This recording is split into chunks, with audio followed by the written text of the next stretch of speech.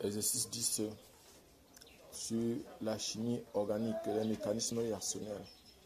SN1, SN2, E1 et E2. Donc ici, on nous donne un exercice. Pour ceux qui ne me connaissent pas encore, je suis Job Kamdem du groupe de répétition Nabla à Yaoundé au Cameroun. On considère les dérivés halogénés suivants. Le R1-chlorophényl composé butane, composé A, et le S2-chlorophényl butane, un phénylbutane. Donc on dit composé B et le R, un bromo, un phénylbutane, composé C, éthane plutôt, composé C. Et on nous dit 1. Représenter A, B et C et identifier les carbones asymétriques. 2. Donner la représentation de Lewis de l'ion CN-. A est traité par du cyanure de potassium K plus CN-. Un mélange racémique est obtenu. 3. Écrire le bilan de la réaction et proposer un mécanisme réactionnel.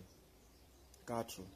Quelle est l'expression de la vitesse prévue par le mécanisme?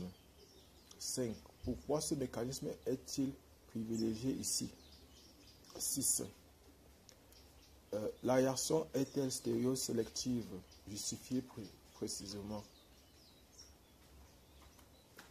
Maintenant, il est traité par du cyanure de potassium K plus Cn. B, c'est B qui est traité. B est traité par du cyanure de potassium K et Cn. La vitesse de réaction est proportionnelle à la concentration en cyanure. Écrire l'équation de la réaction et proposer un mécanisme réactionnel. Quelle est l'expression de la vitesse prévue par le mécanisme? Le milieu réactionnel en fin de réaction est-il optiquement actif? La réaction est-elle stéréosélective, stéréospécifique? On traite le composé C par le mélange méthanoate de sodium dans le méthanol. On obtient un mélange de 58% d'un isomère stéréodescripteur S et 42% d'un stéréoisomère stéréodescripteur R. Donner la formule topologique des produits. Donner la formule topologique des produits. 11. Donner les proportions des mécanismes limites SN1 et SN2 qui permettent d'expliquer les proportions obtenues. 12. Comment jouer sur le solvant pour augmenter la proportion d'isomère R par rapport à l'isomère S. Donc voilà, pour ceux qui ne me connaissent pas, j'ai bien dit, je suis Job Kamdem. Abonnez-vous, partagez la vidéo et cliquez sur la cloche de notification. Nous allons immédiatement commencer la correction. Donc nous allons immédiatement commencer la correction de cet exercice. Solution. Exercice 10.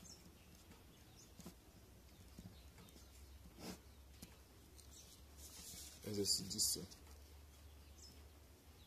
Donc, on nous a dit, on considère le dérivé halogéné. Bon, on a déjà dit, première question, représenter A, B, C.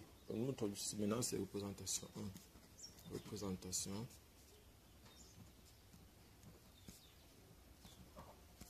de A, B et C.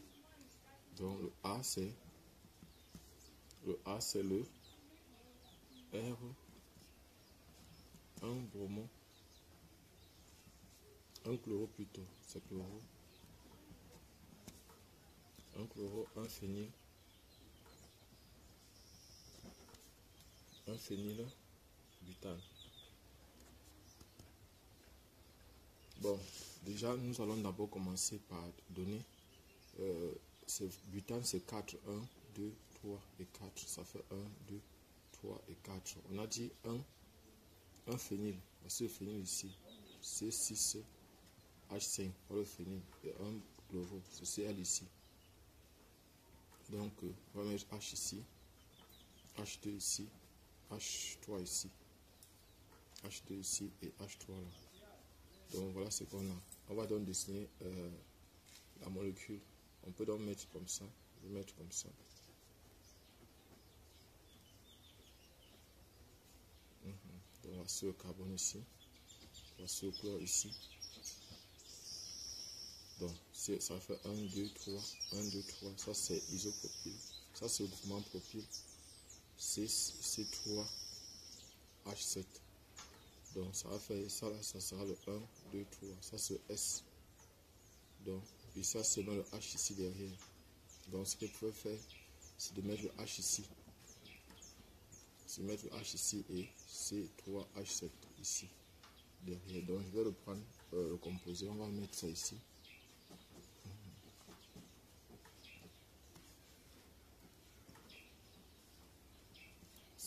Cl ici. H ici. C3H7. Donc, ici, ça fait 1, 2, 3. 1, 2, 3. On inverse. C'est R, selon la règle de Canning-Gold-Prelog. Le Z de celui c'est 17. Celui-ci va en deuxième position, celui-ci va en troisième position, en quatrième position. Le plus faible mouvement est placé ici devant. Donc, on inverse. Donc, ça, c'est le composé A. Maintenant, nous allons passer au composé B. B, c'est le S. Donc, c'est ça le composé B ici. Le composé B sera simplement, ça sera celui-ci. C'est le S. C. Maintenant, ici, c'est Cl toujours. On va mettre H ici. On va mettre C3H7 ici. Et derrière, on va mettre H. Donc, ça, c'est le composé B. C'est le composé B ici. La seule différence, c'est que c'est S. Alors que ici, c'est R. La configuration du carbone asymétrique. Dans le troisième, c'est le C. Le C, c'est le 1 bromo, 1 phényl, éthane. 1 bromo C, c'est le 1 bromo, le R. Je crois que c'est le R. 1 bromo, 1 phényl, éthane. Ça fait 1, 2. On va mettre ici BR. C6H5. H ici. CH3. Donc, voici par exemple le composé ici. On va mettre comme ça. Comme c'est du R, on va faire comme ça. On va mettre ici BR. Et ici, là, on va mettre comme ça. Et là, maintenant, comme ça doit être du R, on va mettre plutôt H ici devant et CH3 ici derrière. Donc ça c'est R, ça va faire 1, 2, 3, on va lire, on est ici. Donc ce composé c'est ici. Ce composé c'est ici. Donc nous avons fini avec la présence des atomes de carbone asymétrique. Voici, il y a un seul atome de carbone asymétrique ici. Le voici ici, le voici ici et le voici ici. Donc nous avons achevé les atomes de carbone asymétrique. On a mis astérisque là-dessus. Donc nous allons maintenant répondre à la question 2.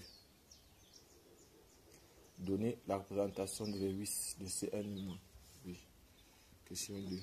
Représentation de Lewis. Représentation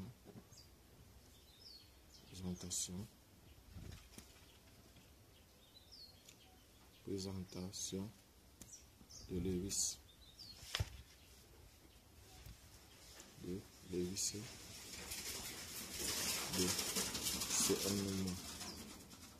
Donc, on sait que c'est voici, selon Lewis, le carbone a 4 électrons sur sa couche de valence et l'azote a 5 électrons sur sa couche de valence. Donc maintenant, on va prendre un atome. On suppose que le carbone a gagné un électron. On va mettre comme ça. Voilà le carbone qui a gagné un électron. Ça, c'est C-. Donc, sont les 8. La représentation de Lewis, ça sera donc C, N, et il y a un doublet libre ici, il y a aussi un doublet libre là, donc ça sera quelque chose comme ça. Donc voilà la représentation de Lewis de Cn-. Donc maintenant, on va passer à la question 3. À la question 3, on demande sa première partie. Donc maintenant on dit A est traité par du cyanure de potassium, un mélange racémique est obtenu. Donc lorsqu'on me dit que on a obtenu un mélange racémique, si on obtient un mélange racémique, donc A, c'est la question 3. Donc si un mélange racémique est obtenu, mélange racémique, ça veut dire que le mécanisme est de type SN1. Un mélange racémique est obtenu. On demande maintenant si le mélange est racémique, ça veut dire que c'est un mécanisme de type SN1. Donc on me demande maintenant, écrire le bilan de la réaction et proposer un mécanisme. Équation bilan. Donc équation bilan de la réaction. Donc on a ici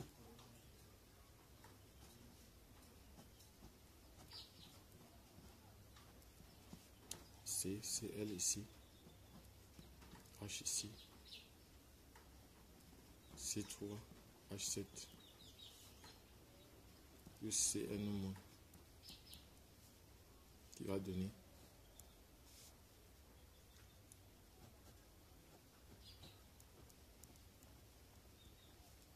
C, ici c'est Cn, H, C6, C3, H7, C3, H7. Donc ça c'est plus dans maintenant.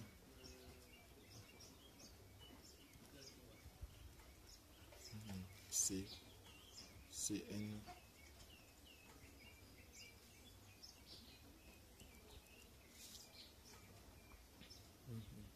H, C3, H7.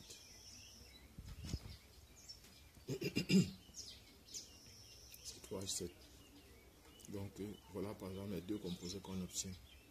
Donc s'il faut donner la configuration des atomes absolus des atomes de carbone asymétriques, ici là ceci va être le 1, le 2 et le 3. Ça sera le R ici. Donc la tension de configuration, on est parti d'un composé R ici. Ici ça sera le S maintenant. Ça sera le 1, 2, 3. On lit en inverse, ça sera le S ici. Donc maintenant mécanisme.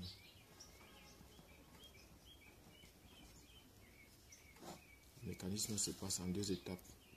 Donc, deux étapes. Étape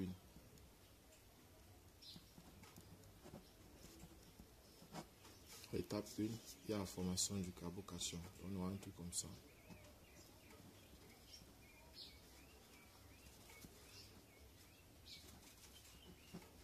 H. C3, H7.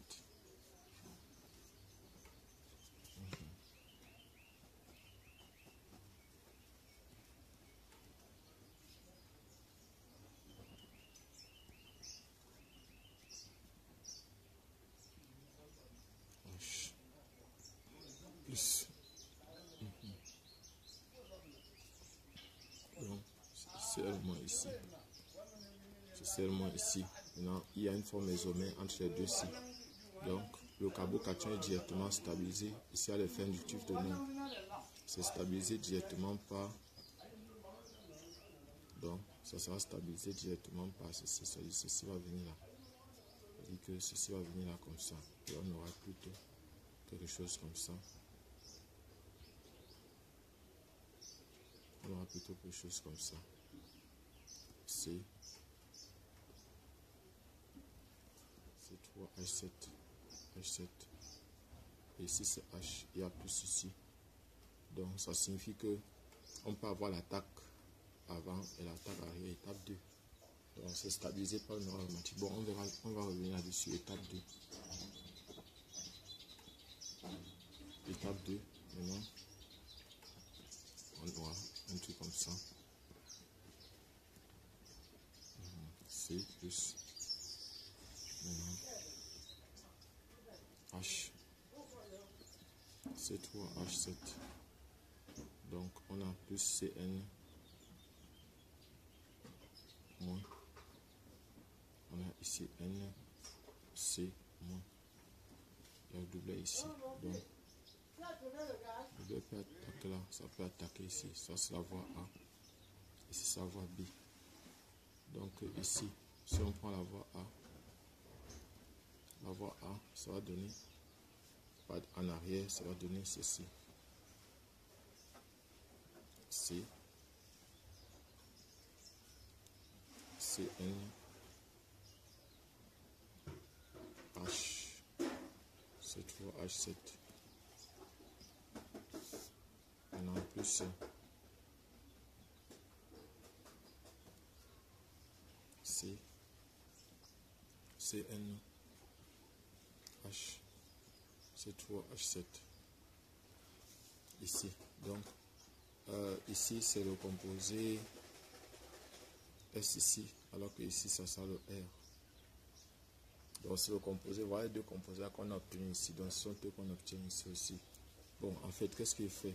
C3, H7, j'ai mis ici. Bon, c'est H7 ici, H7 ici. La voie B maintenant va donner. Je m'excuse franchement, parce qu'en fait, j'ai oublié que j'avais choisi deux voies. C'est N ici, H ici, C3, H7. C3, H7. Donc voilà ce que j'obtiens. Voilà ce que j'obtiens. Et maintenant, on continue. Question 4. Question 4. Et proposer un mécanisme, oui. On a fait 4. Quelle est l'expression de la vitesse prévue par ce mécanisme? Comme on a un mécanisme 4, expression de la vitesse. Mécanisme de type SN1 va donner la vitesse est égale à K fois concentration du substrat simplement.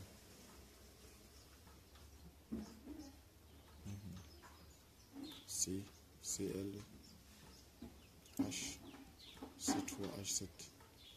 C'est tout. Donc voilà ce qu'on aura. Il n'y a pas le nucléophile. Donc il y a un seul facteur qui intervient ici. C'est le substrat. Donc c'est encore, ça c'est encore K pour la concentration du substrat.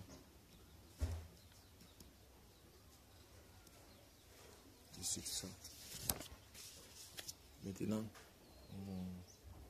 question 5. Question 5. Pourquoi ce mécanisme est-il privilégié?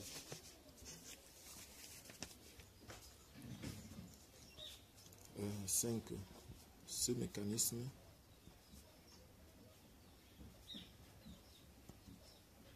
est privilégié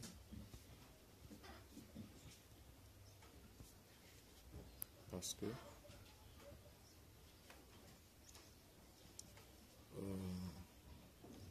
le carbocation peut être stabilisé par le noyau aromatique.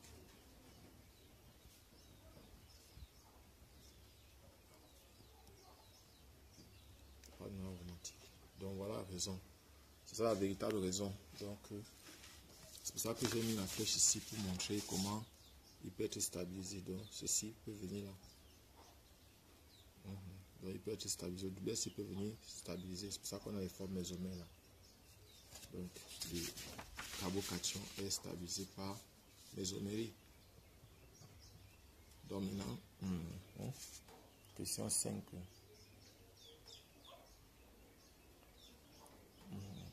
Si la réaction est-elle stéréosélective, justifiez votre résultat.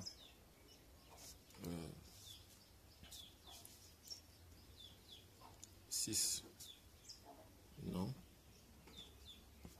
La réaction n'est pas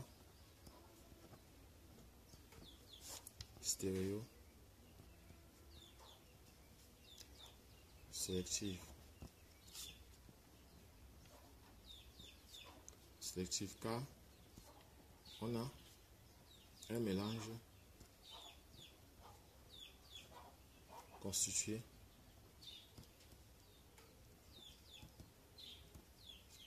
de 50% de R, de l'isomère R, et 50% de l'isomère S. Donc voilà ce qu'on aura. 50% de l'isomère R et 50% de l'isomère S. Maintenant, on va prendre la partie B, l'autre partie, la deuxième partie. Bon. On va prendre la deuxième partie. Maintenant, le B est traité par du cyanure de potassium. La vitesse de la réaction est proportionnelle à la concentration en ion cyanure. Écrit l'équation bilan de la réaction et proposer un mécanisme.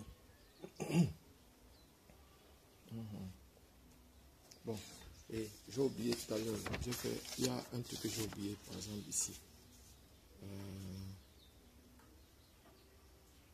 R ou S, attendez. Je vais voir s'il n'y a pas eu d'erreur que j'ai commise. Au 2-chloro. Donc le R ici, c'est bien faux. Le B n'est pas ça. Donc pour le B, il faut encore arranger. Pour le B, on a C6H5, C, CH3. Dans le 2, ici on a Cl. Ici on a H2. Ici on a H ici. H ici. Donc voilà ce qu'on a. Donc ça signifie que ici là, c'est C2. C2H5. C'est C2H5 ici. Ici il y a un CH2. CH2 tiré. Donc c'est ça plutôt. Il y a un CH2 ici avant le C ici. Donc ça sur B. J'ai fait une erreur tout à l'heure.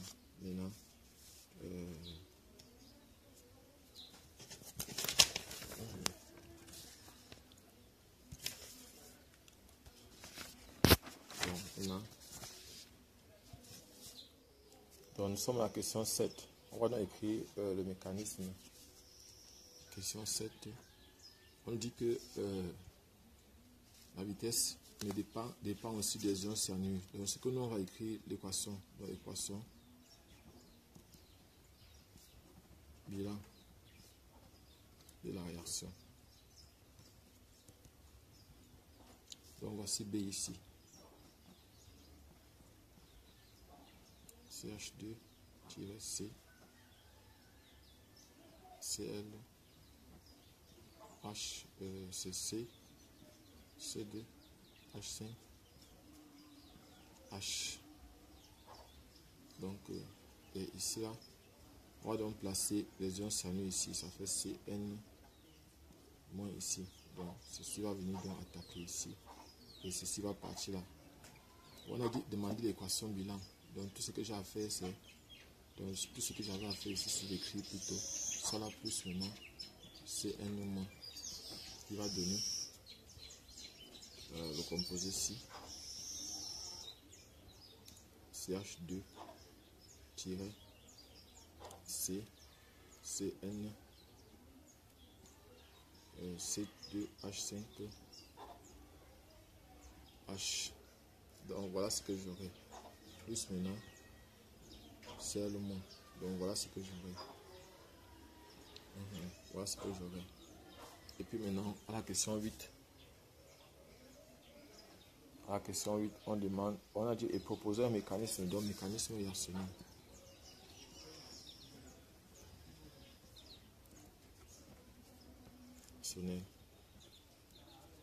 Donc ici, bon, ici, on aura 1, 2, non, c'est 1, 2, 8, 3, 1, 2, 3. C'est R ici. Il y a eu un version de configuration, donc c'est une SN, c'est une SN2. Donc maintenant, on va écrire le mécanisme. On aura donc C, N, moins, avec un double ici, plus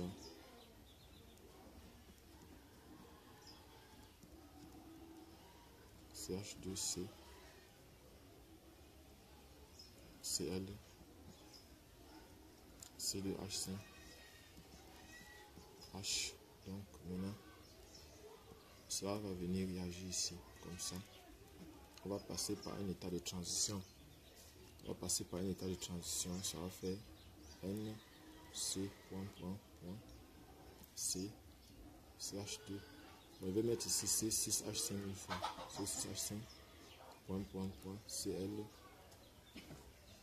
C2H5. Et ici, là, c'est H. Donc ça, c'est l'état de transition. Maintenant, ça va donner CN, C, CH2, C6H5, C2H5 et H ici. Donc il y a eu une version de configuration. Ça, c'était de configuration S ici. Et l'autre, c'est de configuration R. Donc voilà ce qu'on a. Voilà le mécanisme réactionnel. On va donc passer à la question 8.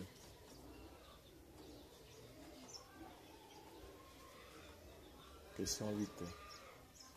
Quelle est l'expression de la vitesse? Donc 8. L'expression de la vitesse de réaction. La vitesse de réaction V est donc égale à K. La concentration de C6H5, CH2, CCl, C2H5, H, la concentration de Cn-. Donc voilà l'équation de la vitesse ici. C'est l'équation de la vitesse ici. Donc nous allons passer à la question 9. Question 9. Le milieu réactionnel en fin de réaction est-il optiquement actif? La réaction est-elle stéréosélective? Stéréospécifique. Donc 9. On a uniquement l'isomère de la fin de la réaction. Nous avons seulement l'isomère R. L'isomère S s'est transformé en isomère R. Donc ici, la réaction est stéréospécifique, pas stéréosélective. La réaction n'est pas stéréosélective, elle est stéréospécifique. Donc cette réaction, cette solution est optiquement active.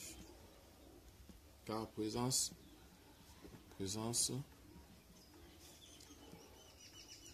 de la fonction nitrile qui s'est ajoutée. Donc ici par exemple on a l'isomère R car présence du produit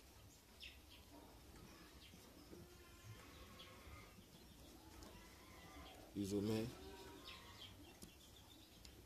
R uniquement.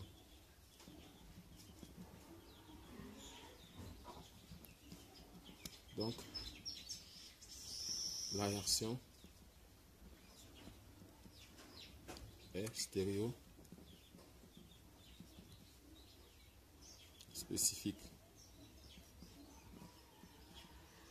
Bon, en fait, si on pour dire qu'elle est stéréosélective, il fallait qu'on ait des pourcentages d'isomère R et d'isomère S. Donc, mais si on n'a pas ce pourcentage, on a 100% de l'isomère R, ça veut dire qu'elle est stéréospécifique. Elle n'est pas stéréosélective, elle ne choisit pas. Donc nous allons passer à la question Nous sommes à la question 10. On dit on traite le composé C par le méthanoate de sodium.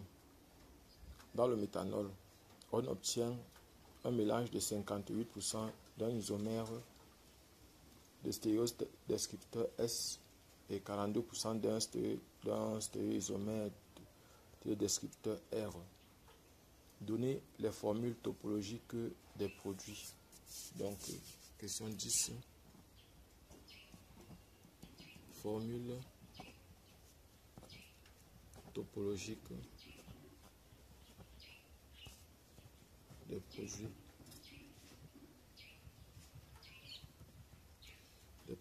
Donc, ce que nous on sait, c'est quoi? C'est que, voici par exemple, on aura ici quelque chose comme ça. Bon, je devais mettre l'équation.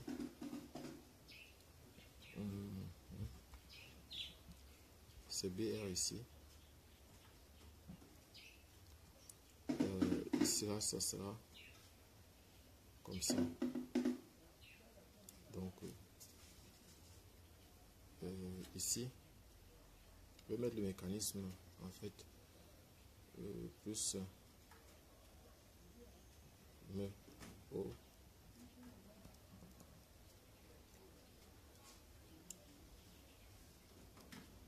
Oui, et ici aussi. Donc, ça va donner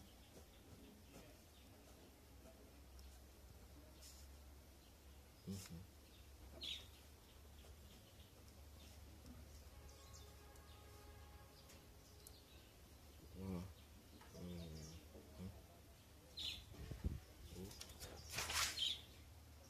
Mais, et ça, c'est R. Et on a aussi ici comme ça.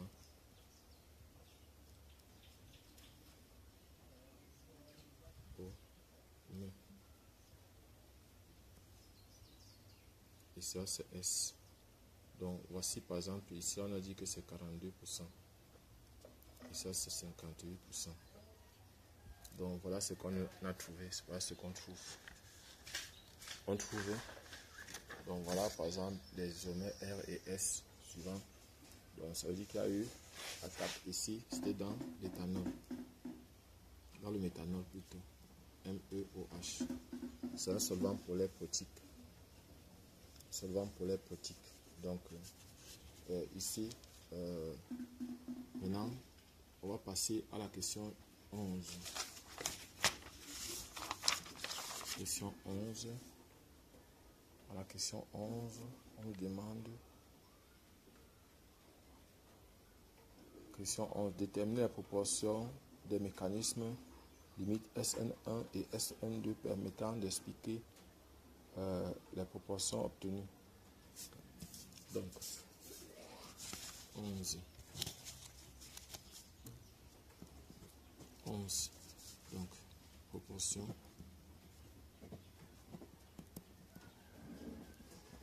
de SN1 et de SN2. Ouais, on va chercher les proportions de SN1 et SN2. Donc, si la réaction était totalement SN2, on devrait avoir 100% de S. On devrait avoir 100% de isomère S. Donc, si la réaction était totalement SN2, on devrait avoir 100% de l'isomère S. Donc maintenant, pour donc le pourcentage de SN2 est donc égal à pourcentage de SN2 est donc égal à. Ça va faire ça.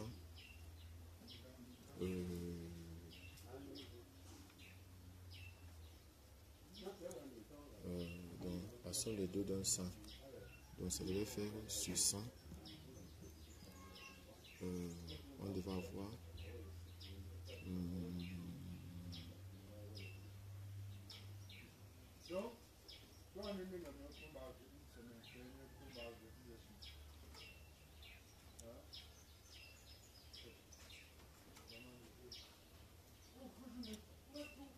fait 58 moins 42.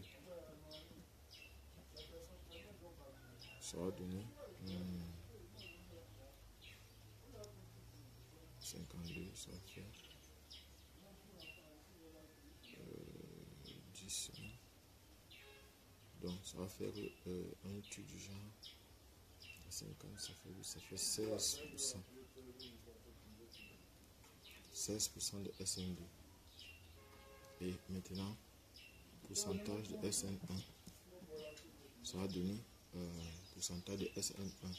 On devrait avoir 50%, 50%. Donc il y a 8, ça va faire 8 fois 100 sur 100. Ça va faire 8%. 8. Donc on a 16% de SN2 et 8% de... Bon.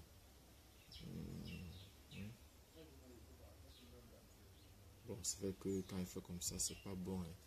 Faut dire vrai, comme ça, c'est pas bon. Donc on peut résumer ça directement en disant que, parce que ici, quand je fais comme ça,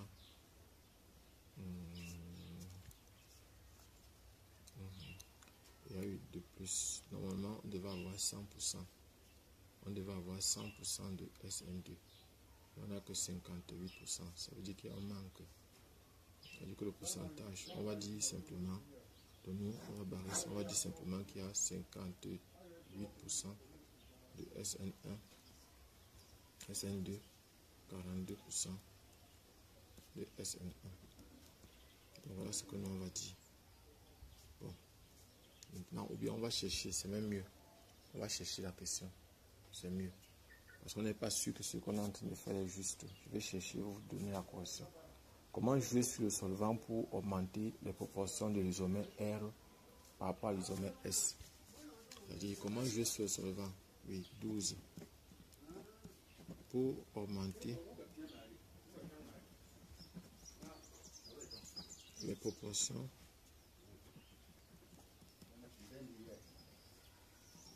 de l'isomère R par rapport à S. S. Tout ce qu'on a à faire, c'est d'augmenter. On peut augmenter la polarité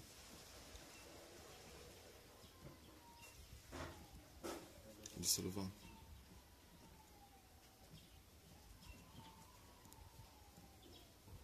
On peut augmenter la polarité du solvant tout simplement en ajoutant,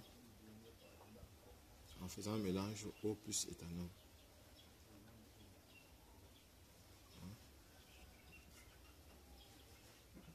Faisant en augmentant la concentration de méthanol, en augmentant la concentration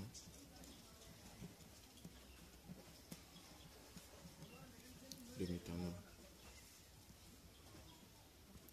Bon, pour ceux qui ne me connaissent pas, je suis Job Camden du groupe de répétition Nabla. Donc ces dernières questions, je vais chercher et on verra ça dans les prochaines vidéos. Abonnez-vous, partagez, cliquez sur la cloche de notification. Et si vous avez des problèmes, faites-nous signe. Merci.